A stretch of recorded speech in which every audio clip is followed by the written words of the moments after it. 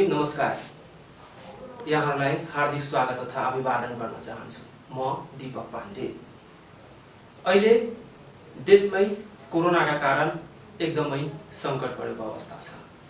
एकातर्फ कोरोनाले आम जनसमुदायमा त्राहिमाम फैलाएको छ भने अहिले खास गरेर प्रदेश 2 लाई कोरोनाको हट स्पॉट मानिएको छ र वास्तविकता पनि यही हो भने दिन प्रतिदिन प्रदेश 2 मा कोरोना संक्रमितहरूको संख्या बढ्दै गएको छ भने मृत्यु हुनेहरूको संख्या पनि एकदमै बढी नै रहेछ। एकातर्फ कोरोनाका कारण देश अशान्त छ भने अर्कोतर्फ के छ भनेदेखि प्रदेश 2 मा प्रदेश 2 सरकार परिवर्तन हुने हल्ला चाहिँ पुरै बजारमा छाएको छ। विभिन्न नेताहरू आफ्नो स्तरबाट केन्द्रीय नेताहरू कहाँ दौडा सुरु गरिरहेका छन्। के हो त वास्तविकता? वास्तवमै प्रदेश 2 सरकार परिवर्तन भइरहेछ त? खास गरेर के छ भनेदेखि कोरोना जस्तो महामारी लगायतका विभिन्न विषयवस्तुमा सोचे अनुसारको काम गर्न नसकेका कारण प्रदेश सरकार वास्तवमै परिवर्तन हुनुपर्ने प्रतिपक्षीहरूको पनि जोरदार माग रहेको छ। यथार्थ के हो? हामी यस विषयमा विस्तृत कुराकानी गर्नका लागि प्रदेश 2 का भूमि व्यवस्था कृषि तथा सहकारी मन्त्री शैलेन्द्र प्रसाद शाहसँग कुराकानी गर्दैछौँ। सबभन्दा पहिला उहाँलाई स्वागत गरौँ। मन्त्रीजी नमस्कार, स्वागत छ यहाँलाई। नमस्कार, धन्यवाद। वास्तवमै खास गरेर अहिले जुन प्रदेश 2 सरकार परिवर्तन हुने जुन चाहिँ बजारमा एकदमै हल्लाको विषय बनेको छ, वास्तविकता पनि यही देखिन्छ। के छ यथार्थ? विस्तृत रूपमा बताइदिनुहोस्। अब तपाईले भने जस्तै यो बजारको हल्ला तपाईले पनि सुन्नु भएको छ। खास गरी यो सन्दर्भमा अब पूर्व समाजवादी पार्टी र पूर्व राजपा पार्टी एकीकृत गरेर बनेको जसपा पार्टी स्वाभाविक रूपमा अहिले हाम्रा नेताजीहरू खास गरी हाम्रा अध्यक्षजीहरू, पार्टीका अध्यक्षजीहरू, वरिष्ठ नेताजीहरू अहिले पार्टी समायोजनका कामहरूमा उहाँ चाहिँ व्यस्त हुनुहुन्छ र अहिले तपाईले भने जस्तै जुन बजारका हल्ला जुन कुरा गर्नुभएको रहेछ, स्वाभाविक रूपमा अहिले पार्टीले अहिले सरकार परिवर्तन गर्नुपर्छ भने कुनै तहमा कतै छलफल पनि सुरु भएको छैन। अस्ति भर्खरै हाम्रो अध्यक्षजीले पनि उहाँको वक्तव्य स्टेटमेन्ट आएको रहेछ कि अहिले तत्कालै चाहिँ परिवर्तन गर्ने कुनै सम्भावना छैन। आउने समयमा तपाईले भने जस्तै सरकारको पनि समीक्षा हुन्छन्, मन्त्रीहरूको मन्त्रालयको समीक्षा हुन्छन्, सांसदहरूको पनि समीक्षा हुन्छन् अनि त्यसपछि फेर्नै पर्यो भने पार्टीले निर्णय गरेपछि फेर्ने हो। तर अहिले यो स्वाभाविक रूपमा यो बजारकै यो हल्ला हो र त्यो सन्दर्भमा अहिले पार्टीको कुनै पंक्तिमा कुनैमा छलफल र विषय नै प्रवेश गरेको छैन। विभिन्न सञ्चार माध्यमहरूमा मुख्यमन्त्री माननीय लालबाबु राउतज्यू, अर्थमन्त्री विजय यादव, रामशिष यादव, जितेन्द्र सोनल, हाम्रै भूमि व्यवस्था कृषि तथा सहकारी राज्य मन्त्री योगेन्द्र राय यादवज्यू एकदमै त्यो केन्द्रीय नेताहरूसँग भेटघाट क्रममा एकदमै जाँदै हुनुहुन्छ। पुरै सञ्चार माध्यममा समाचार आइरहेछ कि भावी मुख्यमन्त्रीका दावेदार उहाँहरू हुनुहुन्छ भनेर। के यो झुटो अफवाह हो त? एउटा कुरा त के हो भने सुन, एउटा कुरा सत्य के हो भने अब 2टा पार्टी एक भइसकेपछि अब संसदीय दलको पनि एकता हुन्छ। त्यो प्रदेश 2 मा मात्रै होइन के, अरु प्रदेशमा पनि संसदीय दल अब एक हुन्छ, संघमै संसदीय दलको समायोजन हुन्छ। स्वाभाविक रूपमा पहिले अब 2टा दलका संसदीय दलका 2टा नेता थिए, अब एक भएपछि समायोजनमा एकतामा भएपछि एउटा दलको नेता त हुन्छ।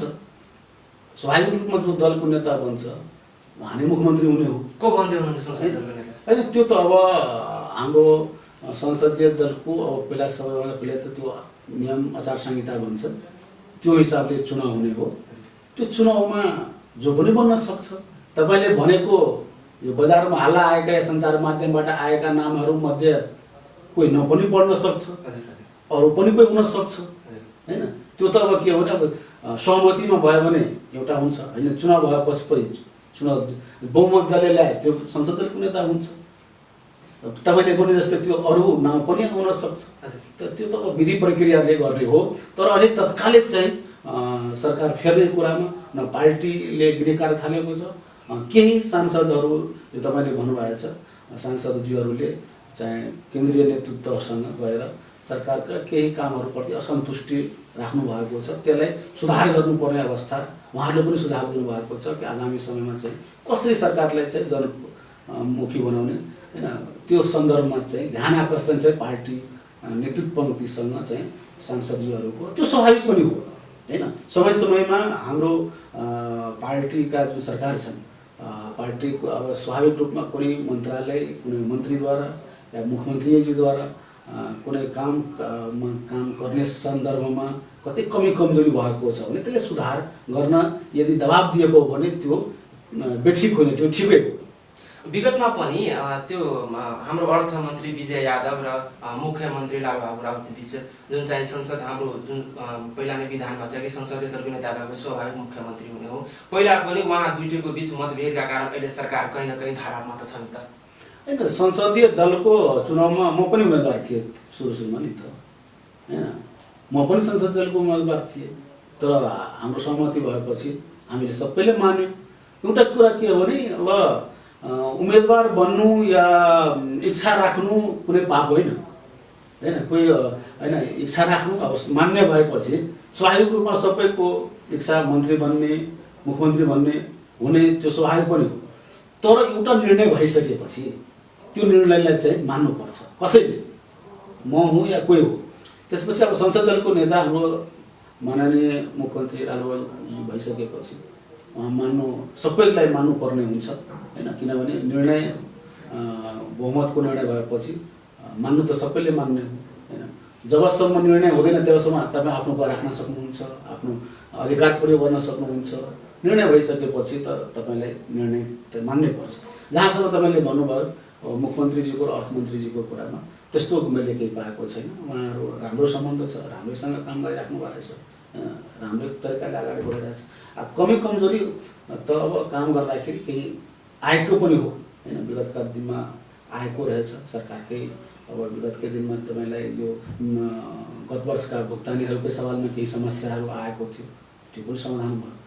त्यस्तो केही मैले पाइनँ कि अब मुख्यमन्त्री र अर्थमन्त्रीजीको टकरावले केही समस्या आएको छ भने त्यस्तो होइन। काम गर्ने सिलसिलामा के हुन्छ भने अब कसैको अब काम गर्ने एउटा नेचर हुन्छ, कसैको अर्को नेचर हुन्छ, नेचर नमिल्न सक्छ। तर समग्रतामा चाहिँ जहाँसम्म सरकारको पक्षमा या सरकारले काम गर्ने सिलसिलामा उहाँहरूको त क्याबिनेटमा म जतिखेर पनि सहमतिको कुरामा हेर्छु, कतै पनि विमतिको कुरामा ल्याएर छैन। पहिला चाहिँ हाम्रो तत्कालीन राजपा र समाजवादी फोरम नेतृत्वको अहिले चाहिँ जसपा नेतृत्वको सरकार हाम्रो प्रदेश 2 मा छ। त्यति बेला चाहिँ संसदीय दलको नेता चुन्नमा जति सहज भयो होला त्यति सहज चाहिँ अहिले देखिन्छ होला। एउटा त कुरा के हो भने अब हामी यो देशको वैकल्पिक शक्तिको रूपमा जसपालाई हामी लिएका छौँ। वैकल्पिक शक्ति स्वाभाविक रूपमा वैकल्पिक शक्ति बन्नको लागि चुनौतीहरू त धेरै हुन्छ। त्यो तपाईले यो संसदीय दलको कुरा मात्रै होइन, पार्टीको समायोजनमा पनि चुनौती छ, नेता कार्यकर्तादेखि व्यवस्थापन गर्नेसम्म चुनौती छन्। अहिले मात्र एउटा कार्यकारिणी बनेको रहेछ, केन्द्रीय समिति बनाउनु पर्ने छ, राजनीतिक समिति बनाउनु पर्ने छ, प्रदेश कमिटीहरू बनाउनु पर्ने छ, जिल्ला कमिटीहरू छ, पालिकाहरू छ, र यत्रो मासमा हाम्रो जुन क्याडरहरू छन् त्यसलाई व्यवस्थापन गर्नु त चुनौती नै हो। त्यो चुनौतीलाई सामना गर्न जसपालाई एउटा चाहिँ मैले चाहिँ यो चुनौती र अवसर दुईटै हो। यसलाई चाहिँ हामीले राम्रो व्यवस्थापन गर्न सक्यौँ भने हामीले परिकल्पना गरेको वैकल्पिक शक्ति यो मुलुकको हामी बन्छौँ। त्यसमा चाहिँ हाम्रो नेताजीहरू एकदम सिन्सियर हुनुहुन्छ र उहाँहरू चाहिँ लागिराख्नु परिरहेछ र त्यसमा हामी सबैले सहयोग गर्नुपर्ने हो। अहिले यो अब संसदीय दलको कुरा हुन्छ भने मलाई लाग्छ यो संसदीय दल चुनावभन्दा पनि सहमतिकै आधारमा हुन्छ। पहिला चाहिँ हामी चाहिँ त्यो सबै दुईटै दल मिलेर जसपा बनेको अवस्था छ, तर कहीँ न कहीँ भित्री मतभेद त छ नि त। तपाईँले भन्नुहोस् त अब के छ भनेदेखि त्यो संसदीय दलको स्वाभाविक संसदीय दलको नेता भएपछि मुख्यमन्त्री बन्ने स्वाभाविक नै हो। त्यस्तो अवस्थामा त्यो कोटा चाहिँ हाम्रो पहिलाको फोरमको अथवा पहिलाको राजपाको कोटामा पर्छ कि त्यो चाहिँ कस्तो लाग्छ त? होइन, कोटा भन्दा पनि अब जसपा पार्टी भयो हेर्नुहोस्। अब यो मानसिकता हामीले त्याग्नुपर्छ कि म पूर्व समाजवादी या कोही साथी पूर्व राजपा, त्यो मानसिकताबाट माथि उठ्नु पर्यो। अब समग्रतामा जसपा हैन, जसपा पार्टीले चाहिँ अब कसले चाहिँ जनमुखी काम गर्न सक्छ त्योतर्फ हामी सबैलाई केन्द्रित हुने अवस्था आएको छ र त्यसमा त्याग पनि चाहियो। मै हुन्छु भनेर कसैले अगाडि अडिट लिन्छ भने त्यो पनि हुँदैन। यदि यो सरकार म त्यति पनि छु कि मलाई छोडेर मलाई अलि राजीनामा दिएर भए पनि यो सरकारले राम्रोसँग अरू कोही राम्रो साथी आएर यो काम गर्न सक्छ भने म छोड्न तयार छु। त्यति त्याग देखाउनु पर्छ, सबैले देखाउनु पर्छ। यो के हो भने यो अब संसदीय व्यवस्थाको एउटा यो ब्युटी पनि हो हैन। यो संसदीय व्यवस्थाको ब्युटी पनि हो कि अब मैले काम गर्न सकिनँ भने त्यो आत्मरचना पनि मलाई गर्नुपर्छ हैन। म सकिनँ, काम गर्न सकिनँ, म छोड्छु, अरू साथी आएर काम गर्नुहुन्छ, त्यति त्याग पनि देखाउनु पर्छ। तपाईले भने जस्तो हुन्छ त मन्त्रीजी, सबैले त्याग्नुहुन्छ त? त्याग्नुपर्छ, मेरो मान्यता हो हैन। अहिले पार्टी निर्णय गरिसकेपछि ल अब यो तपाईहरुले गर्न सक्नु भएन, तपाईहरु म 1 मिनेट पनि बस्दिनँ। तपाईले पनि कतिको तयारी हुनुहुन्छ तपाईँ संसदीय दलको उम्मेदवार बन्नलाई? हैन, यो संसदीय दलको उम्मेदवारमा पनि अहिले म लालबाबु माननीय मुख्यमन्त्री लालबाबु राउतज्यूको क्याबिनेट मिनिस्टर हो। अहिले मेरो चाहिँ उत्तरदायित्व भनेको उहाँप्रति हो। पार्टीले जबसम्म अब संसदीय दलको निर्वाचनको प्रक्रियामा जाँदैन तबसम्म चाहिँ म यदि म संसदीय दलको नेताको रूपमा म आफू प्रस्तुत गर्छु भने म राजीनामा दिएर प्रस्तुत गर्छु। म मिनिस्टरबाट राजीनामा दिएर अनि म संसदीय दलको नेताको रूपमा चाहिँ म प्रस्तुत गर्छु र त्यसपछि म लबिङ गर्छु, साथीहरूले कन्भिन्स गर्छु। कन्भिन्स भनेको यो म मुख्यमन्त्री भयो भने यो प्रदेशलाई यो रूपमा चाहिँ अवस्थामा जुन कोरोना महामारीको अवस्था छ त्यो खालि मुख्यमन्त्री बनेर मात्रै भएन कि हैन। लालबाबु मान्य लालबाबुजीलाई हटाएर एक थान कोही मुख्यमन्त्री भए त्यो ठुलो कुरा होइन। सरकारी परिवर्तन गर्ने सरकार नि त सरकार त कसको सरकार परिवर्तन भयो? जसपाकै बन्छ, नयाँ अनुहार ल्याउने आउन सक्छ। त्यो त मैले पहिला पनि भने आउन सक्छ, तर जसपाकै बन्छ नि हैन। जसपै पार्टीको बन्छ सरकार। सरकार परिवर्तन भनेको के हो? सरकारको अरू पार्टीको त सरकार प्रदेशमा बन्दैन, बन्ने भनेको जसपैको बन्छ। मुख्यमन्त्री फेरिएला, मन्त्रीहरू फेरिएला, यो ठुलो कुरा होइन। मुख्यमन्त्री फेर्नु यो त विगतमा पनि हरेक सङ्घीय सरकारमा हामीले हेरेकै छौँ हैन। यो ठुलो कुरा होइन, मन्त्री फेर्नु ठुलो कुरा होइन। सरकार परिवर्तन भनेको अरू पार्टीको सरकार त बन्दैन, जसपैको बन्छ। जति बेला मुख्यमन्त्री फेरिने चाहिँ बजारमा हल्ला आयो, वास्तविकता पनि त्यो हाम्रो शीर्ष नेताहरू मन्त्रालयमा नबसेर केन्द्रीय नेताको वहाँ भेटघाट गर्न एकदमै अग्रसर देख्नुभयो। तपाईँ लालबाबु राउतजीकै समर्थनमा बन्नुहुन्छ भने तपाईँ के केन्द्रीय नेतासँग भेटघाट गर्नुभयो त उहाँकै समर्थनमा? म त काठमाडौँ गएकै छैन। हेर्नुहोस्, यो पार्टीको समायोजन एकता पश्चात यो सिलसिलामा मैले यो सत्ता फेर्ने सवालमा या कसैलाई मुख्यमन्त्री बनाउने सवालमा या आफू बन्ने सवालमा म कसै कहाँ कुनै नेताजी कहाँ मैले अहिलेसम्म यो भन्न गएको छैन। कि मैले के भने कि यो प्रदेश सरकार भनेको ठिक छ, प्रदेश सरकारको समीक्षा आउनुपर्छ हैन। पार्टी यो प्रति गम्भीरता देखाउनुपर्छ, मेरो पनि मान्यता हो। अब यो सरकारलाई चेन्ज गरेर या हामी भनौँ नि अब मुख्यमन्त्रीजीलाई चेन्ज गरेर त्यसको विकल्पमा प्रस्तुत हुने हाम्रा मान्यजीहरूले अब यो प्रदेशको मैले भने समृद्धि र विकासको तर्फ या अहिलेको यो महामारी सवालमा कसले जाने भने त्यो गम्भीर विषय हो नि। खालि मुख्यमन्त्री चेन्ज गरेर समस्याको समाधान हुँदैन।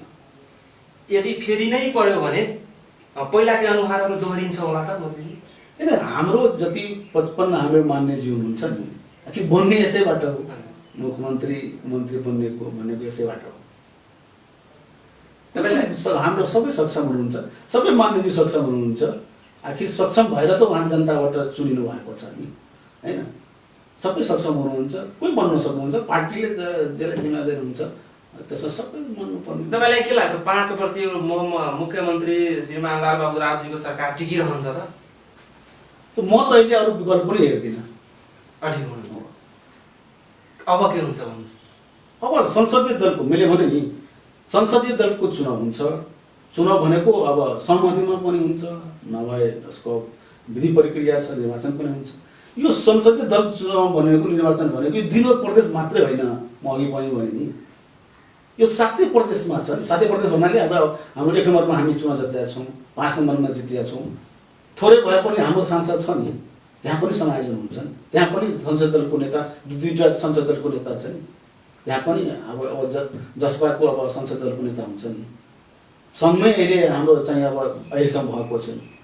संसद दलको निर्वाचन हुन्छ, त्यसमा स्वाभाविक रूपमा सहमतिमा होस्, निर्वाचन होस्, जो संसद दलको नेता हुन्छ उहाँ नै मुख्यमन्त्री बन्नुहुन्छ। अब भन्नुहोस् कि कोभिड-19 अर्थात् नोभेल कोरोना भाइरसका कारण अहिले विश्व नै आक्रान्त रहेको अवस्था छ। प्रदेश 2 अति नै जोखिमपूर्ण हो।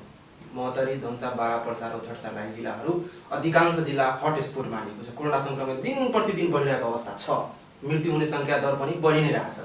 त्यस्तो अवस्थामा, त्यस्तो विकट महामारीमा हाम्रो प्रदेश सरकार चाहिँ त्यो उसलाई नियन्त्रण गर्ने प्रयास नगरिकन हाम्रो यो सरकार हेरफेर गर्ने, सत्ता परिवर्तन गर्ने, विभिन्न सञ्चार माध्यम आफ्नो भनाइ दिने लगायतका केन्द्रीय नेताहरूसँग भेटघाट गर्ने प्रक्रिया कहीँ न कहीँ तपाईँलाई त्यो उचित लागिरहेछ त? एउटा कुरा त के हो भने प्रदेश सरकार आफ्नो बलबुताले भ्याएअनुसार, आफ्नो साधन स्रोतले भ्याएअनुसार यो कोभिड-19 यो महामारीको विरुद्धमा अहिले चाहे वो स्वास्थ्य उपचार होस् या राहतकै सवाल होस् या अहिले किसानकै समस्याप्रति होस्, प्राथमिकताका साथ काम गरिरहेको छ। चाहे जिल्लामा जुन अस्पतालहरूको स्तरोन्नतिको कुरा होस् या त्यहाँ अहिले हाम्रो PCR टेस्टकै कुरा होस्, जुन दायरा बढाउने कुरा ठिक छ। हामीले जुन स्पिडले जुन जनताका जुन चाहना छन् त्यो स्पिडले हामी गर्न नसकेको होला, किनभने त्यसमा धेरै समस्याहरू छन् हैन। अहिलेको अवस्थामा खास गरी अब साधन स्रोतकै अवस्था, जनशक्तिको अभाव हैन। अहिले PCR टेस्टमा तपाईँलाई जुन जनशक्ति चाहियो त्यो जनशक्ति नै पाइरहेको छैन।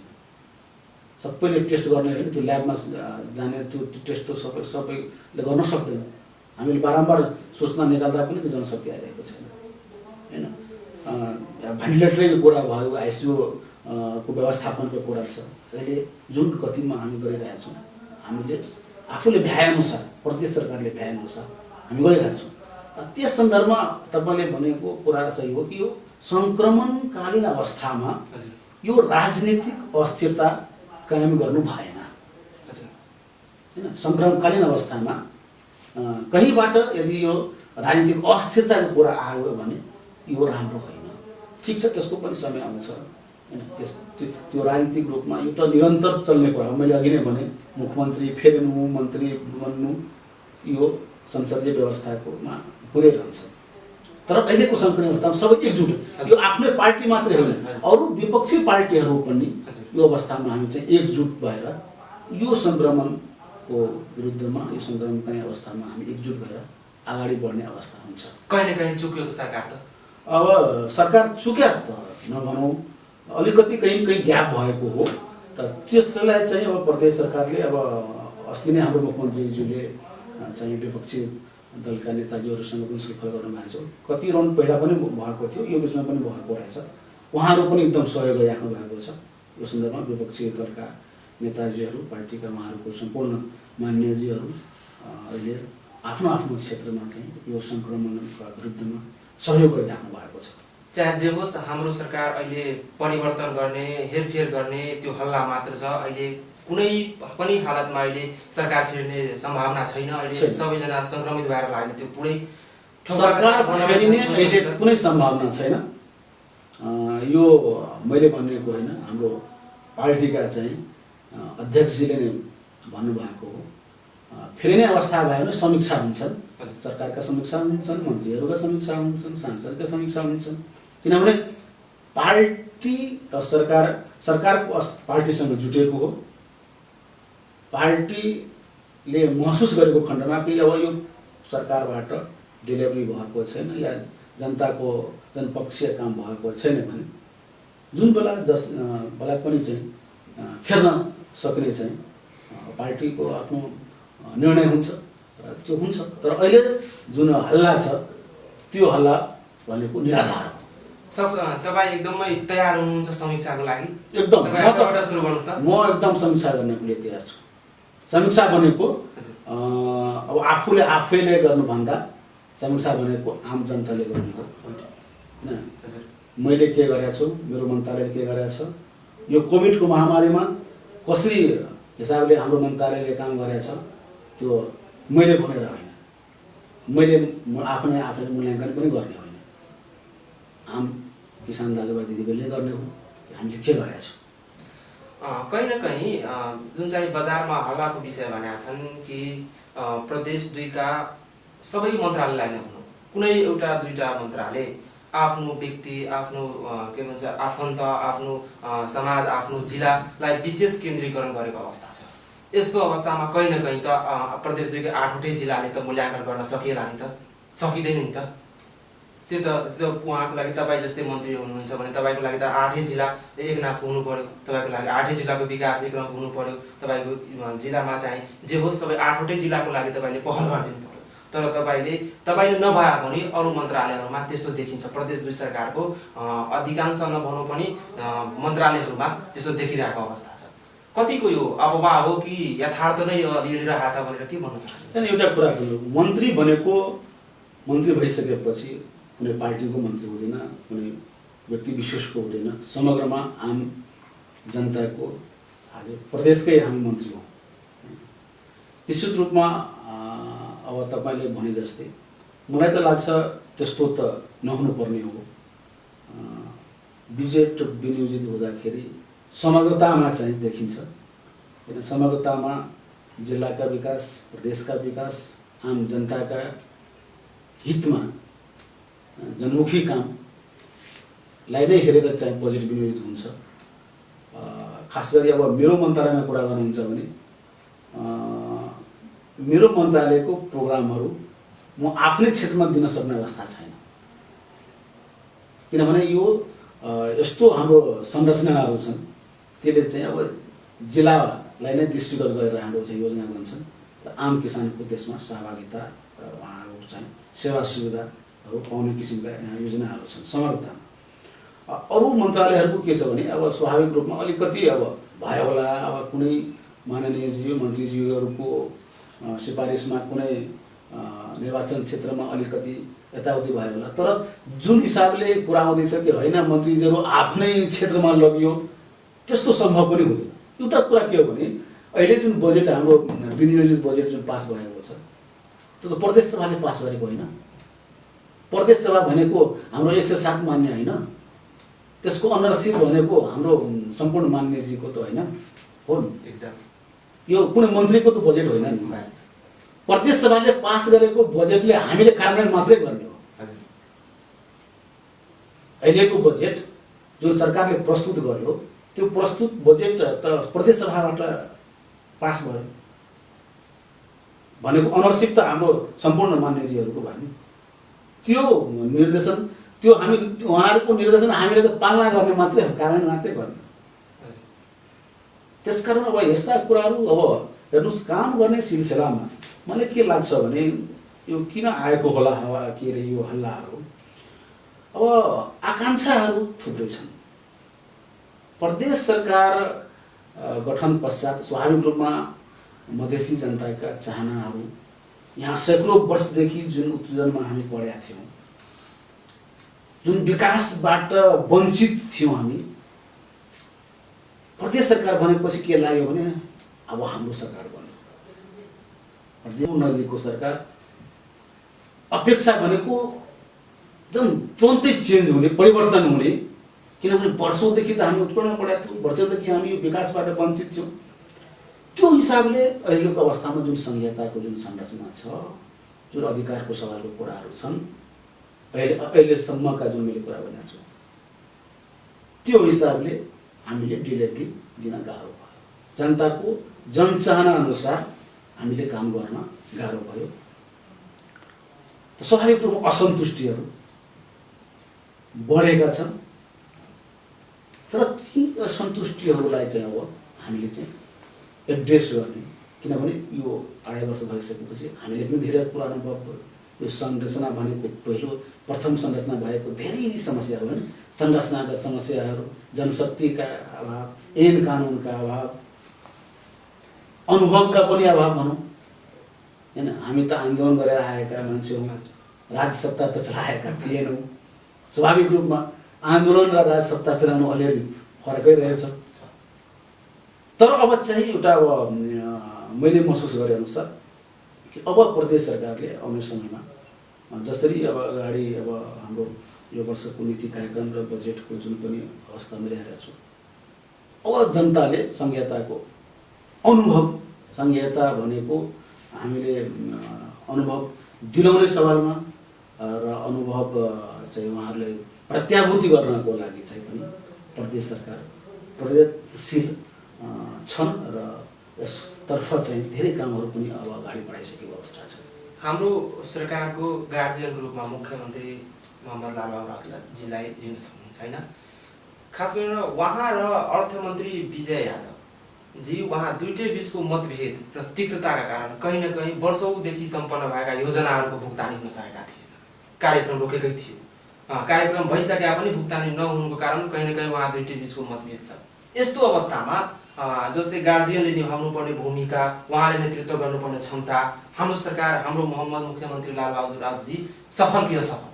एक शब्दमा हेर्नुहोस्, मैले भने नि एउटा कुरा के हो भने यहाँ व्यक्तिको कुरै होइन, इन्स्टिट्युट संस्था हो होइन।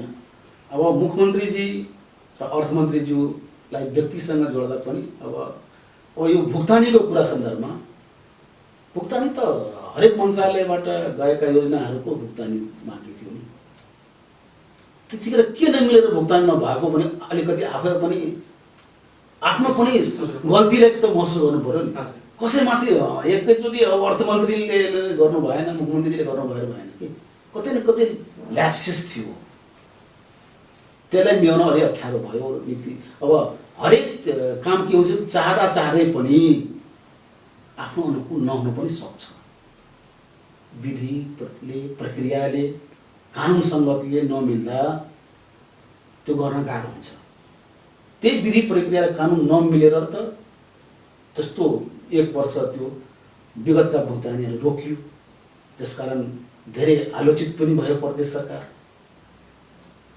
तर त्यसको पनि निकास आयो, आखिर त्यसको पनि अब केही दिनमै भुक्तानी हुँदैछन्। त्यसकारण अब सफलता र असफलता भन्दा पनि अब यो समय भनेको, अहिलेको समय भनेको मेरो विचारमा यो कोरोना महामारीको यो सङ्क्रमणकालीन अवस्थामा चाहिँ सबै एकजुट भएर अहिले यस विरुद्ध हामी लडौँ। जनताका ज्यान जीव बचेपछि अरू सबै थोक पछि पनि गरौँला, त्यसपछि हामी समीक्षा पनि गरौँला। समीक्षा त हुन्छ, इतिहास भनेको कसैलाई छोड्दैन। मैले गरेको कामको समीक्षा हुन्छ र त्यसको परिणाम, त्यसको नतिजा भोग्नुपर्छ, जो कोही हो। एकदमै मन्त्रीज्यू, अब हामी अलि शीर्षक चेन्ज गर्न चाहे। खास गरेर कोभिड-19 का कारण आम जनमानवमा समस्या त परेकै छ। खास गरेर प्रदेश 2 लाई चाहिँ जति बेला हाम्रो चाहिँ सबभन्दा बढी क्षति मानौँ भने किसानहरू परेको अवस्था छ। यस्तो कृषकहरूको लागि हाम्रो मन्त्रालय अहिलेसम्म के गरिदिन्छ, के गर्दैछ? किन अब यो कोरोना महामारी पश्चात जुन लकडाउन भयो, चैत 12 देखि लकडाउन भयो, स्वाभाविक रूपमा त्यति बेला त ठुलै आतंक जस्तो लाग्थ्यो। घरबाट निस्किने अवस्था थिएन हैन। त्यस्तो अवस्थामा सबभन्दा बढी मर्का परेको भनेको किसान नै, किनभने त्यति बेला चाहिँ गेहुँको भित्राउने समय थियो, दलहनहरू, मसुरहरू भित्राउने समय थियो। त्यस्तो अवस्थामा हामीले चाहिँ प्रदेश सरकारले त्यहाँका स्थानीय प्रशासनहरूलाई समन्वय गरेर गेहुँ भित्राउने, दौनी गर्ने जस्ता कामहरूमा चाहिँ हामी सहजीकरण गर्यौँ। किसानहरूले उत्पादन गरेका तरकारीहरू एकातर्फ त्यो तरकारी कुहुने अवस्थामा थियो, अर्कोतर्फ उपभोक्ताहरूले चाहिँ पाउने अवस्था थियो। त्यस्तो अवस्थामा प्रदेश सरकारले प्रत्येक जिल्लामा चाहिँ गाडी ढुवानी चाहिँ गरेर त्यस्ता किसानहरूका चाहिँ उत्पादनहरू बजारसम्म हामी पुर्यायौँ। ठिक छ, 100% हामीले पुर्याउन सफल भएनौँ, तर मलाई लाग्छ अधिकतम किसानहरूको जहाँ हाम्रो जानकारीमा आउँथ्यो त्यहाँ चाहिँ गाडी लिएर त्यो बजार। यहाँ त जनकपुरमा त हामी स्टल नै बनाएका थियौँ। स्टलले तरकारीको लागि किसानहरूको उत्पादन त्यहाँ स्टलमा पुर्याइदिने सहकारीहरू मार्फत। दुधै चाहिँ हामी चाहिँ ढल्केवरका डिडिसीबाट चाहिँ समन्वय गरेर यहाँ जनकपुरभरि नै हामी चाहिँ दुध चाहिँ ठाउँ ठाउँमा चाहिँ उपभोक्ताहरूलाई चाहिँ पुर्यायौँ। त्यो अवस्थामा त्यहाँसम्म गयो। त्यसपछि हामीले चाहिँ के अनुभव गर्यौँ भने कि यो लकडाउन त बढ्दैछ। हामीले त के सोचेको थियौँ भने 10 दिन 15 दिन महिना दिनसम्ममा हामी त्यो अब हैन यो लकडाउन समाप्त हुन्छ, त्यो त भएन। किनभने अब सबभन्दा बढी फेरि सङ्क्रमित सङ्ख्या अब यही हाम्रै प्रदेशमा बढ्न थाल्यो, मर्नेको सङ्ख्या पनि अब हाम्रै मृत्युदर यहाँ बढिरहेछ अहिले। अब यो लकडाउन अब झन्डै बढ्न थाल्यो। त्यसपछि हामीले के सोच्यौँ भने यहाँका किसानहरूले अब तत्कालै सुविधा के दिन सकिन्छ, तत्कालै भनेको अब त्यहाँका अब ऋण लिएका किसानहरूलाई जुन कृषि परियोजनामा ऋण दिइराख्नु भएको थियो, अब ब्याज तिर्न गाह्रो भयो उहाँहरूलाई। अनि चाहिँ हामीले चाहिँ निर्णय गऱ्यौँ कि अब लकडाउन त्यो अवस्थामा त हामीले अब यत्रो लकडाउन जान्छ त्यो पनि अब थाहा भएन, त्यही पनि हामीले चाहिँ 4 महिनाको चाहिँ ब्याज चाहिँ हामी प्रदेश सरकार तिर्दिउँ भनेर चाहिँ हामी प्रदेश सरकार निर्णय गर्यौँ। त्यही अनुरूप हामीले चाहिँ सूचना जारी गर्यौँ कि आम किसान दाजुभाइ दिदीहरू तपाईँहरू जुन कृषिमा जुन ऋण लिनुभएको छ कृषि परियोजनामा तपाईँहरू चाहिँ आवेदन दिनुहोस्। सम्बन्धित जिल्लाका ज्ञान केन्द्रहरू, पशु विज्ञान अस्पताल, हाम्रो जुन माथाका कार्यालयहरू छन्, हामीले अपेक्षा भन्दा 10 टाइम बढी आवेदन आयो। 80,000 आवेदन आयो। 80,000 आवेदन आयो। हामीले त कल्पना पनि गरेका थिएन कि यत्रो कृषिमा चाहिँ ऋण लगानी भएको छ। यो पनि एउटा गम्भीर समीक्षाको कुरा हो। यत्रो ऋण यदि लगानी कृषि भएको छ भने उत्पादन किन बढेको होइन, यो पनि अब एउटा समीक्षा हो। हामीले त अब डाटा आइसकेको छ कहाँ कति आएको रहेछ। त्यो यो एउटा सम्पत्ति पनि हो हाम्रो लागि कि यो प्रदेशमा कृषिमा यत्रो ऋण कुन व्यवसायमा लागेको छ। त्यसमा चाहिँ हामीले चाहिँ पहिलो चरणमा के गरौँ कि अब हाम्रो बजेटले पनि अब भ्याउनु भएन, किनभने त्यतिखेर त हामीले अब आफ्नो मन्त्रालयबाट लकडाउन भएपछि काममा धेरै योजनाहरू हुन सकेन। त्यसपछि 30 करोड रुपियाँ हामीले चाहिँ हस्तान्तरण गऱ्यौँ र 6 करोड अर्थ मन्त्रालयबाट 36 करोडको हामी चाहिँ त्यो ऋण के अरे ब्याज अनुदानमा हामी लगायौँ। त्यो बजेटले त पुनः भ्याएन। अनि त हामीले निर्णय गर्यौँ कि कम ऋणबाट चाहिँ हामी सुरु गरौँ पहिलो चरणमा, अनि दोस्रो चरणमा गरौँ। त्यसमा चाहिँ हामीले चाहिँ अहिले 48,000 किसानले चाहिँ उहाँहरूको खातामा नै चाहिँ यो 4 महिनाको ब्याज हामी चाहिँ तिरिसकेका छौँ। अब बाँकी किसानहरूको चाहिँ अब हामी डाटाहरू ल्याउँदैछौँ जिल्लाबाट, त्यो आइसकेपछि त्यो पनि गर्नु। यो किसानले हामीलाई यो ठुलो काम गरेको छु भनेर मैले भने होइन, तर किसानको साथमा प्रदेश सरकार छ, तपाईँको दुःखमा प्रदेश सरकार छ भनेर अनुभूति दिलाउन मात्रै खोज्यो। किनभने नेपालको इतिहासमा यत्रो बिग चाहिँ स्केलमा चाहिँ अनुदान अहिलेसम्म भएको छैन। एकैचोटि 48,000 किसानलाई खातामै चाहिँ अनुदान जानु यो ऐतिहासिकै काम। हजुर, मन्त्रीजी जस्तै भन्नुभयो कि कृषिमा ब्याङ्कहरूको वित्तीय संस्थाहरूको लगानी धेरै नै हाम्रो प्रदेशमा देखियो। खास गरेर कहीँ न कहीँ स्थानीय जनसमुदायबाट पनि ठुल्ठुला ब्याङ्कहरूले, ठुल्ठुला वित्तीय संस्थाहरूले कहीँ न कहीँ सत्ता, पावर, पहुँचको आधारमा पनि कृषिको नाममा धेरै ऋण दिइरहेको अवस्था छ। त्यो ठुलो मात्रामा, जस्तै साना ससाना किसानले, गाउँ समुदायमा बस्ने किसानले 2 लाख, 1 लाख, 20,000, 50,000 जति ऋण लिएको अवस्था छ। यस्तो अवस्थामा खेर जे भयो ऋण भुक्तानी गर्नुभयो, त्यो एकदमै प्रशंसनीय कुरा। वास्तवमै अहिलेसम्मकै इतिहास नै बदलिदिनु भयो कि वास्तवमा किसानको लागि सरकार छ भनेर सहानुभूति भएको अवस्था छ। तर त्यही अवस्थामा जुन चाहिँ तरकारी नष्ट भएको किसानको, कुखुरा नष्ट भएको किसानको, योहरूको लागि पनि त केही योजनाहरू थियो नि त, त्यो किन हुन सकेन? खालि एकदमै त्यो एक जिल्ला मात्र सब तरिकाले गर्न सक्यो। कहीँ न कहीँ सबै जिल्लाबाट आवाज आइरहेछ कि कार्यविधि थिएन, हामीले जनशक्ति पाएनौँ, जनशक्ति नभएको कारण हामी गर्न सकेन। के कहाँ चुक्यो त सरकार? यो चुक्यो भन्दा पनि यो 70 मा त भयो। 70 बाहेक अन्य जिल्लामा त्यो कार्यविधि नभएर होइन, कार्यविधि त हामी बनाएरै दिएका थियौँ सम्पूर्ण माथाका कार्यालयहरूलाई। उहाँहरूको एउटा समस्या के आयो भने कि अनुगमन हामी गर्न सकेनौँ। किनभने ब्याज अनुदानमा त अब ब्याङ्कले दिएको स्टेटमेन्टको आधारमा, ब्याङ्कले रिकगनाइज गरेको आधारमा त गरियो। अब जस्तै अब कुखुराको सवालमा या दुधकै सवालमा या तरकारीकै जुन अहिले क्षति भएको छ त्यसको एकदम कार्यविधि स्पष्ट छ। कुखुरैकै सवालमा के छ, तपाईँले नष्ट भएका कुखुरा, लकडाउन अवधिमा जुन नष्ट भएको कुखुरा, त्यसको मुचुर्काको आधारमा या त्यहाँका अथेस्ट प्रमाणको आधारमा एउटा कुखुरामा 100 रुपियाँ दिने हामी त निर्णय नै गरेका छौँ, यसको कार्यविधि बनिसकेको छ, त्यो नबने होइन। प्रत्येक कुखुरामा 1000सम्मलाई चाहिँ 100 रुपैयाँ, त्योभन्दा माथिको चाहिँ 50 रुपैयाँ होइन, त्यो कार्यविधि बनेको पर्छ। जस्तै अब दुधकै सवालमा अब किसानहरूले अब नियमित जहाँ दुध दिइराख्नु भएको छ होइन, लकडाउनभन्दा पहिलाको कलेक्सन र लकडाउनमा जुन कलेक्सन छ त्यो कलेक्सनको डिफ्रेन्सेस जुन छ जति लिटरको, त्यो लिटरमा हामी 10 रुपैयाँ दिने हाम्रो निर्णय नै भएको छ, त्यो कार्यविधि पनि स्पष्ट छ। त्यस्तै तरकारीमा तपाईँले होइन प्रत्येक कट्ठाको तपाईँले साथ निर्णय नै गरेका छौँ, तर त्यसको के भयो अनुगमन चाहिँ उहाँहरूले गर्न सक्नु भएन। तर उहाँहरू अहिले त्यो निराश हुने होइन, अहिले पनि हाम्रो दोस्रो चरणको जुन अहिले हामी अनुदान दिन्छौँ उहाँहरूले पाउनुहुन्छ, त्यो त्यो त्यो हामीले मागिसकेका छौँ। त्यो जति बेला जुन चाहिँ निकासा भएको बजेट अनुगमन नगर्नुको कारण यो लकडाउनको कारण हो। एक त जनशक्तिको अभाव हेर्नुहोस्, म त सम्पूर्ण हाम्रा कर्मचारी साथीहरूले चाहिँ म धन्यवाद दिन्छु। त्यत्रो लकडाउनको अवस्थामा पनि त्यत्रो निवेदन कलेक्सन गर्नु, त्यत्रो निवेदनलाई एन्ट्री गर्नु होइन, दिनरात अहोरात खटेर उहाँहरू गर्नुभएको, यसको लागि त कर्मचारी साथीहरूलाई धन्यवाद दिन्छु म। त्यही पनि गर्दा गर्दै अब यो कामहरू उहाँले गर्न सक्नु भएन, तर उहाँहरूले पनि अब जुन आइसकेको फाइलहरूलाई किसानहरू पाउनुहुन्छ। कहिलेसम्म पाइन्छ? यो महिनाभित्र हामीले चाहिँ त्यो होमवर्क गर्दैछौँ, किनभने अब नयाँ अख्तियारी आयो, बजेट आयो, यो वर्ष निरन्तर त मैले बजेटमा पनि निरन्तरता गरिदिएको छु। यो वर्षको निरन्तरता छ, त्यो बजेटको निरन्तरता छ, त्यसले नपुग्न पनि सक्छ, त्यसमा थप्छौँ हामी होइन। अर्थमन्त्रीले पनि सहमत हुनुहुन्छ, किनभने यो सरकारको निर्णय हो, मेरो मन्त्रालयको निर्णय भन्दा यो सरकारैको निर्णय हो, प्रदेश सरकारको निर्णय हो। त्यसकारण जति आएका निवेदनहरूमाथि सम्पूर्ण चाहिँ कारबाही हुन्छ।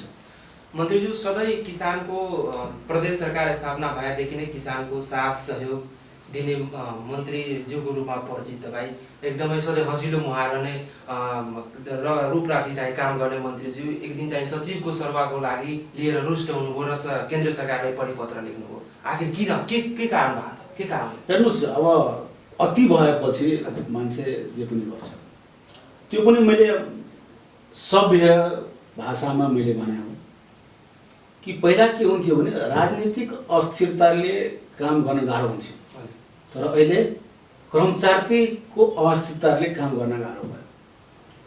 अब मेरै कार्यकालमा अहिले 2.5 वर्ष हुन लागेको छ, 6ठो सचिव आइसक्यो उहाँ होइन। सबैभन्दा ठुलो कुरा के हो भने अब सचिवज्यूको सरुवा भनेको नियमित प्रक्रिया हुनुपर्छ, त्यसमा मेरो मान्यता होइन, त्योसँग मेरो विमति पनि होइन। तर सरुवा गर्ने समय कम्तीमा जुन हाम्रो एम कानुन छ, निजामती एम कानुन छन्, त्योलाई हेरेर पनि गर्नुपर्ने हो। अब 3 महिनामा सरुवा भएपछि नयाँ सचिवजी आएपछि उहाँले के गर्न सक्नुहुन्छ? अब आउने 1 महिना सरुवा भएपछि 1 महिना पछि आउने, आएपछि 2 महिना अध्ययन गर्ने, चौथो महिना सरुवा हुन्छ। अनि त्यही मैले सामान्य प्रशासन मन्त्रीज्यूलाई मैले आग्रह गरेँ कि यस्तो नगरिदिनुहोस्।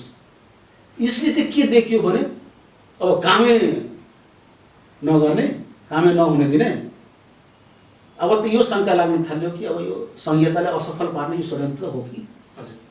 यस्तो पनि भइरहेछ।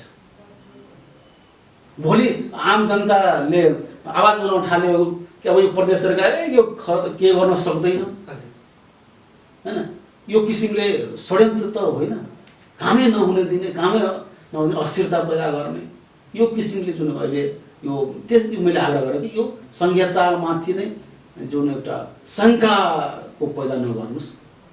त्यो पनि हाम्रो हृदय माननीय हृदयजी उहाँ धेरै नै संहिताको पक्षधर हुनुहुन्छ, त मैले उहाँलाई लेखेँ तपाईँ त कम्तीमा बुझ्नुहोस्, अरूले नबुझे पनि अरूको चाहिँ एजेन्डा नभए पनि तपाईँ त त्यही पृष्ठभूमिबाट आउनु भएको छ।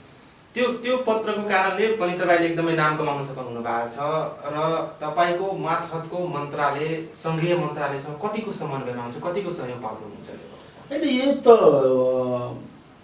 अब भन्दाखेरि अब खालि आरोप के लाग्छ भने तपाईहरु खालि काम गर्नुहुन्न, खालि संघीय सरकारमाथि आरोप लगाउनुहुन्छ। हजुर हैन, प्रदेश सरकारले नगर्ने खालि आरोप मात्र लगाउनु। तर यथार्थ यही हो, हामीसँग कुनै समन्वय हुँदैन। अहिले प्रदेशमा, हाम्रो प्रदेशमा मलको हाहाकार छ, मलको हाहाकार छ। मैले 2 वर्ष 2.5 वर्षदेखि प्रत्येक वर्ष प्रत्येक सिजनमा मैले अनै विनय आग्रह गर्दै आएको रहेको छु। कम्तीमा हाम्रो प्रदेश भनेको कृषिमा आधारित, यहाँका अधिकांश जनता कृषिमा आधारित छन्। यो समस्या मल खालको समस्या भनेको समाधान गर्नुस्। होइन भने यो जिएबाट त दिनु पर्यो नि प्रदेश सरकारले कि तपाईँ आफ्नो मल, आफ्नो किसानको चाहिएको मल तपाईँ आफै किन्न, जुन ग्लोबल टेन्डरको जुन उहाँहरू गर्नुहुन्छ त्यो अधिकार त दिनु पर्यो नि हामीलाई। त्यो पनि नदिने, आपूर्ति पनि आफै गर्ने, वितरण पनि आफै गर्ने, आपूर्ति पनि आफै गर्ने, वितरण पनि उहाँहरू अब अहिले यो साल ट्रेडिङ र तपाईँको कृषि सामग्री संस्थान उहाँहरूकै मार्फतमा छ। अहिले चाहिँ 6 वटा जिल्ला, बारापर्सा, रौतहट, सर्लाही, महोत्तरी, धनुषा चाहिँ वीरगञ्जबाट आउँछ अनि यो सिया र सप्तरी तपाईँलाई विराटनगरबाट आउँछ। यो पुरानै संरचना कि अब त 3 तहको सरकार भइसकेपछि हैन, उहाँहरू त नीतिगत निर्णय गर्ने हो। उहाँहरूले नीतिगत निर्णय, सबै काम आफै मात्र। अहिले पनि केन्द्रीकृत मानसिकता, अहिले पनि त्यही सिंहदरबारको वरिपरि चाहिँ हरेक कुरा गर्ने। यहाँ जनशक्ति हामी कहाँ छैन। अहिले पनि हाम्रो मन्त्रालयमा त 50% भन्दा बढी पनि जनशक्ति छैन। सबै जनशक्तिलाई त्यो सिंहदरबारमा थुपारेर बसेर राख्ने, उहाँहरूले चाहिँ अब काठमाडौँ छोड्न त्यो चाहिँ छोड्न चाहिँ नजान्ने। अनि भने प्रदेश सरकारले कामै गरेन, कामै गर्न सक्दैन। अब यो कुरा भन्दाखेरि फेरि उहाँहरू भन्छ खालि संघीय सरकारले विरोध गर्छ। अहिले यो मलको अभाव अहिले गाली आखिर त हामी खाइरहेछौँ यहाँ।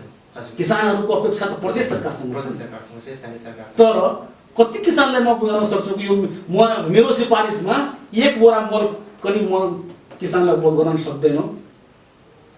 यो कुरा म कति किसानलाई बुझाउन सक्छु। उहाँले यो कुरा बुझाउने होइन, उहाँले मल चाहियो, मल चाहियो। किसानले कहाँ खोज्ने टाइम हो कि अब यो संघीय र प्रदेशको अधिकारको सवालमा उहाँले कहाँ छ त्यति चाहिँ उहाँको फुर्सद। त्यसकारण यो समस्याहरू छन्।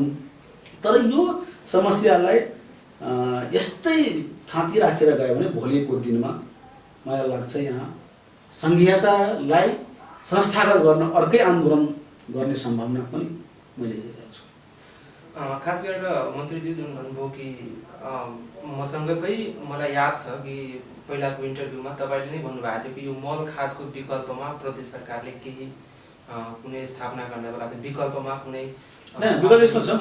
मलाई याद छ, तपाईँले मैले भनेको कुरा याद छ। त्यो गत वर्षै हामीले गर्न पर्ने थियो हैन। त्यो अब मैले भने नि केही अब यो कोरोना महामारीले पनि हामीले पनि अलिकति काम गर्न थाल्यो। यो रासायनिक मलको विकल्पमा हामीले चाहिँ अर्ग्यानिक मलतर्फ हामी यो प्रदेशलाई लगाउनै पर्छ हैन। यो बाध्यता पनि हो र यो एउटा भनौँ त अवसर पनि हो। किनभने बाध्यता यस मानेमा कि रासायनिक मलको अब भोलिको दिन पनि अभाव हुन्छ। अहिले हाम्रो प्रधानमन्त्रीज्यूले चाहिँ बङ्गलादेशको प्रधानमन्त्रीज्यूसँग कुरा गर्नुभयो 50,000 मेट्रिक टन पैँचोले। यो एकदम हाँसपदस कुरा हो। यो पैँचो ल्याउँदाखेरि यो 15 दिन 20 दिन 1 महिना लाग्छ। अनि त्यो पैँचो लिएर के काम हुन्छ हेर्नुहोस्। किसानलाई अहिले चाहियो, अब 5-7 दिन पछि त युरियाको काम हुँदैन। किन त्यो यो हाँसपदको? यो त ढाँट्ने काम कि जनताले ढाँट्ने काम मात्रै हो हैन। त त्यसकारण यो भोलिको दिनमा अभाव हुन्छ। किनभने अब हाम्रो मुलुकमा मोटामोटी 7 लाख मेट्रिक टनको आवश्यकता देखिएको रहेछ। विगतको डाटाले पनि त्यो हेरेको छु। तर अहिलेसम्म 3.5 लाख 4 लाख भन्दा बढी कहिले पनि हामीले आयात गरेका छैनौँ। तर जुन मल आएको पनि छ नि त्यसको पनि न्यायोचित जुन वितरण हुनुपर्ने हो नि। कम्तीमा यो प्रदेशमा त सबैभन्दा बढी किसान छ भने यहाँ बढी मल दिनु पर्ने नि। त्यसमा पनि हामीले विभेद पाएका छौँ। त्यसकारण अब यो बाध्यताले पनि अब अर्ग्यानिक मलमा जाने, त्यसको लागि गत वर्ष हामीले 3 वटा अर्ग्यानिक मल लगाउने चाहिँ हामी कारखाना निर्णय गरेका थियौँ। गत वर्ष कार्यान्वयन नसकेन, यो वर्ष चाहिँ हामी सुरुदेखि नै त्यसको कार्यान्वयन पक्षमा जान्छौँ। त्यसले के हुन्छ भने दुईवटा फाइदा हुन्छ। एक त रासायनिक मलको अभावलाई पनि परिपूर्ति गर्यो, दोस्रो के हो भने रासायनिक मलका कारणले जुन अहिले हामी उपभोग गरिरहेछौँ खाद्य पदार्थहरू, निश्चित रूपमा कतै न कतै अस्वस्थकर खाद्य पदार्थहरू हामी चाहिँ उपभोग गरिरहेछौँ। किनभने रासायनिक मलको असन्तुलनको जुन हाम्रो प्रयोग छ अहिले, किसानहरू दाजुभाइ दिदीबहिनीले जुन रासायनिक मलको असन्तुलनको जुन कारणले गर्दा अहिले उत्पादन पनि ह्रास भयो, उर्वरक शक्तिहरू क्षीण हुँदैछन्। त्यसकारण अब अर्ग्यानिक मललाई चाहिँ हामी चाहिँ बढावा दियो भने त्यो स्वस्थकर हामी पनि बन्छौँ, खाद्यान्नहरू पनि स्वस्थकर हुन्छ, जुन स्वास्थ्यको लागि हामी चाहिँ राम्रो हो। अर्को रासायनिक मलको पनि विकल्प नभयो। त्यसो अहिले के हुन्छ भने अब अर्ग्यानिक मल उत्पादन गर्नको लागि पशुपालन क्षेत्रमा वृद्धि गर्नु पर्यो। हजुर, पशुपालन क्षेत्र वृद्धि भयो, त्यहाँबाट अब रोजगारी पाउने भए होइन। त्यो एक अर्कामा जुटिएको। यसमा चाहिँ हामीले के गरेका छौँ भने बिस्तारै बिस्तारै गर्ने, एकैचोटि अब रासायनिक मलमा पनि ज्यादा हुँदैन। किनभने गत वर्ष हामीले अर्ग्यानिक मलमा 75% अनुदान दियौँ, तर किसानले लिनु भएन। किसान मानसिकतामा के छ भने अब यो रासायनिक मल मात्रै मल बनेको त्यही हो होइन, यसले अर्ग्यानिक मल लिएपछि उत्पादनै हुँदैन। यो वर्ष हामीले एउटा तालिम पनि दिने गरेका छौँ कि होइन रासायनिक मलभन्दा अर्ग्यानिक मलमा प्रयोग कसरी गर्ने होइन, त्योमा जाउँ हामी। रासायनिक मल प्रयोग गर्नुहुन्छ भने त्यसको सन्तुलन कसरी गर्ने, युरिया कति दिने, डिएपी कति दिने, पोटास त हामी दिँदैनौँ, जिङ्क सल्फेट कृषि चुनाव दिँदैनौँ हामी। त्यसकारण के हो भने अहिले हाम्रो माटो बिग्रियो होइन। त्यो माटोलाई पनि स्वस्थकर पार्नुपर्छ। जसरी बिमारी भएपछि डक्टरले सबै टेस्ट होइन, ब्लड, स्टुल, युरिन सबै टेस्ट गरेन अनि यो बिरामीले मेडिसिन दिने हो। त्यस्तै अब माटोको परीक्षण गरेर माटोमा कुन तत्त्वको कमी छ, कुन तत्त्वको परिपूर्ति गर्ने हो, त्यसको लागि प्रदेश सरकारले माटो परीक्षण प्रयोगशाला पनि निर्माण गरिसकेछ। अब चाहिँ पालिका स्तरमा चाहिँ हामी शिविर लगाउने, त्यहाँ पहिला नै जानकारी हुन्छ, चाहिँ प्राविधिकहरू पनि तयार गर्दैछौँ। त्यो मल परीक्षण गराउने काम चाहिँ किसानको हो, तर गरिदिने प्रक्रिया चाहिँ सरकारको। त्यो हामी गर्छौँ होइन। सुरु गत वर्ष पनि हामी सुरु गरेका थियौँ, तर लार्ज स्केलमा गर्न सकेनौँ किनभने उति जनशक्तिको अभाव र अलिक साधन स्रोतको अभाव। तर यो वर्ष हामी चाहिँ पालिका स्तरमै चाहिँ हामी पठाउँछौँ। अहिले मोबाइल भ्यान मार्फत हाम्रो त्यो यस्तो भ्यान छ, त्यो भ्यानमा सबै सुविधाहरू छन्, त्यो ल्याबहरू त्यस भ्यानमै छ।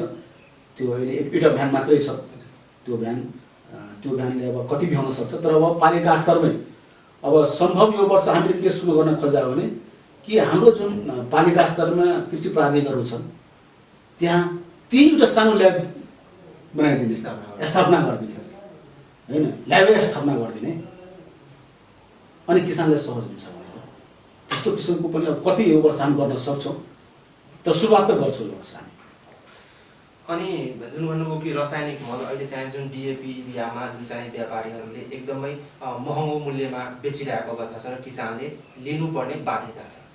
ठिक छ, तपाईँले दिनुपर्ने अवस्था छैन, त्यो सङ्घीय सरकारको मार्फतमा रहेको अवस्था छ, व्यापारीहरूले बिचौलियाहरू मार्फत किन्ने गरेको र महँगोमा बेच्ने गरेको अवस्था छ।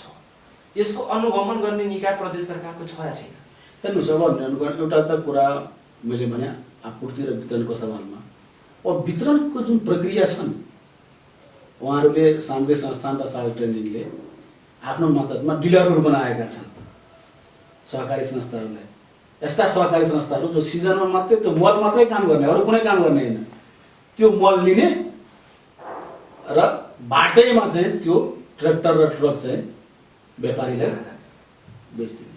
तपाईँले ठिक भन्नुभयो, त्यसको अनुगमन गर्नुपर्ने। हामीले बारम्बार यहाँका गृह प्रशासनलाई लिखित रूपमा मौखिक रूपमा अनुगमन गर्नुहोस्। हिजै सप्तरीमै फतेहपुरमा 2टा व्यापारी समातियो होइन। अब कहीँ अनुगमन भइरहेछ, तर जुन रूपमा अनुगमन हुनुपर्ने हो त्यो अनुगमन पनि कमी छ। मन्त्रीजी, सप्तरीमा मात्रै नभएर महतरीमा पनि हुनु पर्यो, धनुषा पनि होइन। मैले त्यो मेरो जिल्ला भएर मैले भनेको होइन, त्यो फेरि मैले अरू जिल्लामा किन पक्राउ पर्न सकिरहेको छ? तपाईँको कहिले कहीँ चासो छैन कि अरू त्यस्तो जिल्लामा? होइन त्यस्तो होइन त्यो फेरि मैले होइन त्यहाँ सबैले सहमत त्यो पनि भने होइन। मैले त अस्ति मुख्यमन्त्रीजीको जुन एउटा बैठक राख्नु भएको थियो 8 जिल्लाका सुरक्षा निकायका प्रमुखहरू थिए, त्यही मैले भनेको थिएँ यो कला बजारीलाई रोक्नुहोस्, किनभने अनुगमन गर्नुपर्ने निकाय उनीहरू हो। हाम्रो छुट्टै अनुगमन गर्ने निकाय हाम्रो छैन, हाम्रो माथामा छन् अनुगमन गर्ने निकाय भनेको त्यहाँ स्थानीय प्रशासनकै चाहिँ जिम्मेवारी पनि हो अनुगमन गर्ने। मैले त उच्च स्तरीय सुरक्षा समितिको बैठकमा मैले राखेको थिएँ, अब कतै समातिएको छ तर जुन रूपमा हुनुपर्ने त्यो भइरहेको छैन। अर्कोतर्फ एउटा समस्या अहिले हामीले के खेपिरहेका छौँ भने किसानहरू एकतर्फ हामीले मल उपलब्ध नगराउने, अर्कोतर्फ अब पारीबाट किसानहरू जुन अब अहिले त अब बोर्डर सिरै छ त्यही पनि बाटो भएर आउँदैछ, त्यही लुकी छुपी ताइरहेको छ, हामीले पनि थाहा पाएको छ। त्यसलाई चाहिँ अब प्रताडना गर्ने, गाली गलौज गर्ने, आर्थिक रूपमा चाहिँ अब असुली गर्ने जस्ता कुरा पनि आइरहेको छ। एकदम यो कुराहरूले मैले पनि राखेँ, यसलाई कन्ट्रोल गर्नुपर्छ। एकतर्फ हामीले चाहिँ मलै नदिने, अर्कोतर्फ किसानको अब यो जीवनमा किसानको भनेको त जीवन हो गर्ने खाएर समय सही हो। यो समयमा त्यो मल भएन भने त्यो उत्पादन हुँदैन, उत्पादन नभएपछि त्यो वर्षौँका लगानी त खेर गयो। त्यसमा पनि अलिकति हामीले बुझ्नुपर्छ, त्यो मैले राखेको थिएँ। तर अब मैले भने नि कि अब सबै कुरा अब विरोध गरेर पनि खालि सङ्घीय सरकारले अब मेरो माथामा छैन, अब के गर्ने, यहाँका प्रशासन मेरो माथामा मेरो टेर्दैन, यो भन्दै यो समस्या हो। अहिले जुन धानमा विभिन्न किसिमको रोगहरू लागिरहेको अवस्था छ, मलाई सोध्ने मन लाग्यो कि माटोको कहीँ न कहीँ कमी कमजोरीले, माटो परीक्षण नभएको कारणले किसानले रासायनिक मलहरू एकदमै नजानिकन ठुलै मात्रामा अथवा कमै मात्रामा प्रयोग गरेकै कारणले धानमा विभिन्न किसिमको रोगहरू लागिरहेको अवस्था छ। अहिले त्यो रोगहरू व्यापक नै लाग्छ, मलाई लाग्छ कि प्रदेश 2 मा 90% धानमा लागिसकेको अवस्था छ। यसको विकल्पमा केही सरकार सोच होइन। हामीले यो रोग लाग्न बित्तिकै म आफै धेरै ठाउँ गएँ, अनुगमन गरेँ। त्यो रोग भनेको अहिले यो गवारो किरा हो, यो फेरि नयाँ किरा होइन, यो पहिला पनि यो किराले तर यो वर्ष बढी देखियो, यो वर्ष बढी देखियो। त्यो गवारो किरा के हुन्छ, त्यो पुत्रीले त्यो चाहिँ त्यो गवामा गएपछि त्यो काटेपछि त्यो सुक्छ। त्यसको लागि चाहिँ हामीले चाहिँ 8वटै जिल्लामा हामीले चाहिँ प्राविधिक आफ्नो जो मातहतका कार्यालयहरू ज्ञान केन्द्र छन् त्यहाँका प्राविधिकहरूलाई पालिका स्तरमा पनि खटाएर त्यहाँ कीटनाशक औषधिहरू चाहिँ हामीले प्रिस्क्राइब गरेका छौँ, किसानहरूलाई सल्लाह दिएको छ, यो औषधिहरू तपाईँहरू युज गर्नुहोस्, युज पनि गरिराख्नु भएको छ। उपलब्ध गराइदिनुहुन्छ अथवा किसानले आफै? यसो छ, अहिले अब यो त अब त्यही आकस्मिक भएको हो। आकस्मिकमा प्रत्येक जिल्लामा आकस्मिक महामारी भनेर एउटा कोष हुन्छ, त्यो ठुलो कोष त होइन, सानै कोष हुन्छ। त्यो कोषले भ्याएसम्म गरिराखेको छ, तर त्यसले चाहिँ सबै किसानले चाहिँ पाउने चाहिँ सम्भावना म हेर्दिनँ। थप मैले पनि अब 1-2 दिनमा म हेर्दैछु यहाँ मन्त्रालयबाट के गर्न सकिन्छ, तर हामी चाहिँ एकदम सिन्सियर भएर हामी चाहिँ गरिरहेको छौँ। मन्त्रीजी, एउटा तपाईँले ठुलै उद्घोष गर्नुभएको थियो कि किसानले समयमा मल खाद जुटाउनु पर्ने, बिउ बिजन जुटाउनु पर्ने, त्यस्तो अवस्थामा किसानलाई आर्थिक अवस्था कमजोर भएको कारणले किसानकै खातामा डाइरेक्ट 10,000 रुपियाँ पुर्याउने तपाईँले घोषणा गर्नुभयो। वास्तवमा धेरै महिना भइसक्यो त्यो घोषणा गरेको, यो चाहिँ असाढे सिजन पनि समाप्त हुन लागेको छ, किसानले कहिले सहानुभूति पाउला? होइन, यो एकदम घोषणा मात्रै होइन, यसको सम्पूर्ण तयारी भइसकेको छ। अलि ढिलो भयो, यसले म पनि यसमा आफ्नो गल्ती स्वीकार्छु, यो ढिलो भयो। तर यो अन्तिम चरणमा हामी छौँ, सबै कार्यविधिहरू फाइनल भइसकेको छ। अब यो क्याबिनेट जाँदैछ, आउने क्याबिनेटमा यो हाम्रो कार्यविधि पास भएपछि यो भनेको 10 कट्ठा 1 कट्ठादेखि 10 कट्ठासम्मका किसानहरूलाई चाहिँ मल खाद बिउको लागि 10,000 रुपियाँ खतैमा जाने भनेको जो हामीले उद्घोष गरेका छौँ, उद्घोष मात्रै होइन, अब यो कार्यान्वयन जान्छ। वर्षमा एकचोटि पाउनुहुन्छ कि? एकचोटि एउटा बालीको लागि हामीले गरेका छौँ, अहिलेको तत्कालको लागि। अब भोलि उसको 2 बाली पनि हुनसक्छ, 3 बाली पनि हुनसक्छ, तर अहिले चाहिँ 1 बालीको लागि चाहिँ हामी त्यसको लागि किसानले के गर्नुपर्ने छ? के होइन, उहाँ त अब 1 कट्ठादेखि 10 कट्ठासम्म जुन किसानहरू हुन्छन् उहाँहरूलाई हामीले नै खाता खोलिदिने हो। पहिले त अब हामी आवेदन लिन्छौँ, त्यहाँ अब साँच्चैमा अब के त्यो भेरिफाई भएपछि सम्पूर्ण किसानलाई खाता खोलिदिने। एकैचोटि सम्पूर्ण किसानले पाउनुहुन्छ? हजुर। फेरि त्यसमा विज्ञापन आएपछि होइन, त्यसमा त अब के हुन्छ भने अब यो नीतिगत मैले निर्णय गरेँ। जस्तै बेटी पढाओ बेटी बचाओ अभियान सुरु भयो नि, त पहिला एउटा पालिका एउटा जिल्लामा सुरु भयो होइन, त्यसपछि दुईवटामा भयो, अहिले प्रदेशभरि भएको छ। सुरुमा पाइप पनि हुनसक्छ, कुनै जिल्लामा हुनसक्छ, प्रत्येक जिल्लामा 2-3वटा सुरु गरौँ, यो वर्ष भएन अर्को वर्ष। के हुन्छ अहिले अब जसरी छोरी बेटी बचाओ अभियानमा, बेटी पढाओ बेटी बचाओ अभियानमा अहिले धेरै सङ्घले पनि सहयोग गर्न थाले, अरू डोनर एजेन्सीले पनि सहयोग गर्न थालेको छ। त्यस्तै यो कार्यक्रम मलाई लाग्छ यसमा सङ्घीय सरकारले पनि गत वर्ष चाहिँ 5 करोड रुपियाँ आयोजन गरेको थियो, तर हामीले त्यही त अब गर्न सकेनौँ। तर यो वर्ष चाहिँ अब सुरुदेखि नै हामी गरेका छौँ। पोहोर सालको बजेट के भयो, फ्रिज भयो? त्यो त सञ्चित कोषमा, हाम्रो प्रदेश सरकारको सञ्चित कोषमा रहन्छ त्यसमा।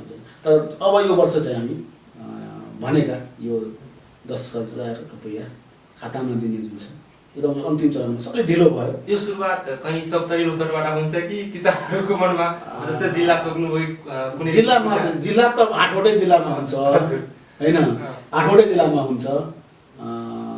तर अब पालिकाको हिसाबले अब सुरुमा 1-2-3वटा पालिका कतिसम्म हाम्रो बजेटले भ्याउँछ होइन। फेरि परिवारमा एकजनालाई दिनुहुन्छ कि परिवारमा जस्तै 3-4 जना हुनुहुन्छ? एक परिवारमा एकजनाले पाउने हो, एक परिवारमा। अनि अब के छ भनेदेखि एउटा जुन चाहिँ प्रदेश 2 को 8वटै जिल्लामा कृषि ज्ञान केन्द्र छ। तपाईँले एउटा ठुलै कार्यक्रममा घोषणा गर्नुभएको थियो कि महिना दिनभित्र त्यो ज्ञान केन्द्र स्थापना हुन्छ र सञ्चालनमा पनि आउँछ। स्थापना भइसक्यो होइन, निर्णय पनि भइसक्यो। हामीले निर्णय गरेर अलिकति त्यो अर्थ मन्त्रालयबाट स्वीकृत मलाई लाग्छ यो 2-3 दिनमा हुन्छ। त्यसकारण अहिले हामीले चाहिँ अख्तियारी पनि ढिलो गरेका छौँ। यसकारण कि अब अख्तियारी सहितका कार्यालय प्रमुख हामी पठाउँछौँ होइन। महोत्तरीमा तपाईँलाई ज्ञान केन्द्र खुल्छ, सिराहामा ज्ञान केन्द्र खुल्छन्। कहाँ? पहिलाकै कृषि भवन? पहिलाकै कृषि भवनमा, किनभने त्यहाँ भौतिक संरचनाहरू, किनभने अब अरू ठाउँमा गर्दाखेरि व्यवस्थापनमा पनि अलिक समस्या हुन्छ। त्यसकारण यही सप्ताहभित्र चाहिँ यो सम्पूर्ण प्रक्रियाहरू पुरा हुन्छ। त्यो भइस निर्णय त हामी गरिसकेका छौँ। अब कार्यान्वयन हुन बाँकी छ। कार्यान्वयनमा भन्दा पनि अलिकति अब प्राविधिक कुराहरू, अब जस्तै अहिले के भयो भने 6वटा कार्यालय छ, अब 8वटा थप 2टा थप्यो भने त्यसको अब कर्मचारीको चाहिँ दरबन्दीहरू मिलान गर्नुपर्ने। आखिर त भएका दरबन्दी पनि त हामी त्यहाँ गर्दैछौँ होइन। त्यो दरबन्दीहरू कहाँबाट तानेर त्यहाँ दिने, ती प्राविधिक कुराहरू हामी चाहिँ मिलाउँदैछौँ। त्यो धेरै मिलिसकेको छ र छिटै त्यो कार्यान्वयन हुन्छ। मन्त्रीजी, अब हामी अन्त्यतिर आउन लागे। खास गरेर प्रदेश 2 मा धेरै मन्त्रालयहरू छन्, धेरै चिजहरूमा काम गरिरहेको अवस्था छ र खास गरेर बिना पावर बिना पहुँच भएको अवस्थामा किसान नै रहनुहुन्छ। किसानकै आशा अब तपाईँमाथि नै मात्र निर्भर छ। विभिन्न चरणमा पहिला जुन गर्नुभएको कामले वास्तवमा कहीँ न कहीँ अब सबैले खुसी नहुन सक्ला, तर केही न केही त भएको छ। अब किसानले तपाईँमाथि नै आशा गरेको अवस्था छ। अब किसानले हाम्रो प्रदेशका कृषि मन्त्रालय हाम्रै लागि हो र हाम्रै लागि गर्दै हुनुहुन्छ र हाम्रो मन्त्रीजी हाम्रै लागि काम गर्दै हुनुहुन्छ भने सहानुभूति जुन हुनुपर्ने हो त्यो वास्तवमा कहीँ न कहीँ त्यो छ, त्रुटि छ। अब त्यसको लागि अब हजुरबाट आगामी दिनमा कस्तो पहल गर्न सकिन्छ होला र प्रत्येक किसानलाई कसरी विश्वास दिलाउन चाहनुहुन्छ यही कार्यक्रममा? तपाईँको कार्यक्रम मार्फत म प्रदेशका सम्पूर्ण किसान दाजुभाइ दिदीबहिनीलाई म निवेदन गर्न चाहन्छु, आग्रह गर्न चाहन्छु। तपाईँहरूकै कारण आज मैले ऐतिहासिक जिम्मेवारी पाएका छौँ। यो प्रदेश भनेको भलै यो देश कृषि प्रधान देश भन्ने गरेको छ, तर व्यवहारमा त होइन। तर यो प्रदेशलाई साँच्चै कृषि प्रदेशको रूपमा बनाउनको लागि धेरै चुनौतीहरू छन्। त्यो चुनौतीको सामना गर्नको लागि यो भूमि व्यवस्था सहकारी मन्त्रालय भनौँ या प्रदेश सरकार भनौँ, तपाईँहरूको साथ लिएर निश्चित रूपमा आगामी समयमा अहिले यो 2.5 वर्षभित्र धेरै अनुभव पनि मैले पाएको छु, धेरै आक्रोश पनि मैले सुन्नु परेको छ। यो सबैलाई यो मैले आफूलाई सम्पत्तिको रूपमा ल्याएको छु र आउने समयमा म विश्वास दिलाउन चाहन्छु कि साँच्चै अनुभूति हुने गरी यो प्रदेश किसान प्रदेश भन्दा पनि हुन्छ। मैले गरेको काम धेरै काम म गर्न सोचे अनुसार नगर्न पनि सक्छु धेरै कारणले गर्दा। तर एउटा कुरा म अनुभूति दिन चाहन्छु कि अब यो प्रदेश भनेको किसानको किसान मैत्री प्रदेश, विकल्प पनि छैन। किसान समृद्धि नहुँदासम्म यो प्रदेशको समृद्धि हुनै सक्दैन। त्यो तर्फ चाहिँ यो अनुभूति हुने गरी कार्यक्रमहरू, नीति कार्यक्रम र त्यो कार्यान्वयन गर्ने सवालमा जुन व्यवहार तपाईले भन्न खोजे कि त्यो व्यवहारिक रूपमा होस् भनेर, त्यो व्यवहारिक रूपमा हुन्छ त्यो प्रतिबद्धता पनि लगाउन चाहन्छु। माने आउने इतिहासले मन्त्री शैलेन्द्र प्रसाद शाह कृषि मन्त्री हुँदा अविस्मरणीय छन् किसानले बुझ्ने हुन्छ।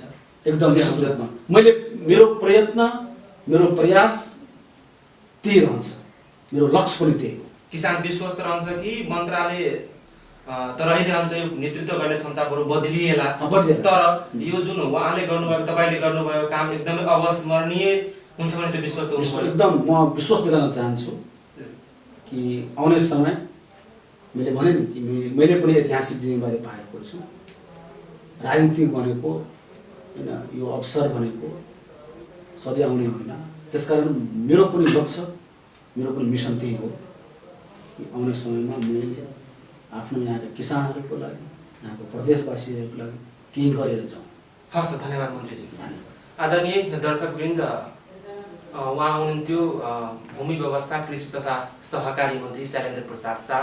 विभिन्न विषयवस्तुमा हामी कुराकानी गऱ्यौँ। खास गरेर जुन प्रदेश 2 मा अहिले सरकार परिवर्तनको जुन हल्ला छ, चौक चौराहा गाउँ ठाउँ सहर बजार सबै ठाउँमा मुख्यमन्त्री परिवर्तन हुने लगायतका मन्त्रीहरू परिवर्तन हुने जुन चर्चा परिचर्चा चलिआएको छ, उहाँले विस्तृत रूपमा जानकारी दिनुभयो। र खास गरेर यो कोभिड-19 का कारण जुन किसानहरूमा पर्न गएको असर, प्रदेश सरकार के गर्दैछन्, किसानको घर आँगनमा प्रदेश सरकार आफ्नो काम कर्तव्य अधिकार पुगाउनलाई के प्रयास गर्दैछन्, के योजनाहरू छन्, सम्पूर्ण विषयमा विस्तृत जानकारी दिनुभयो। र अब चाहिँ फेरि आउने दिनमा यो क्षण यो पल एकदमै किसानहरूको लागि अविस्मरणीय रहने प्रतिबद्धता पनि जाहेर गर्नुभयो।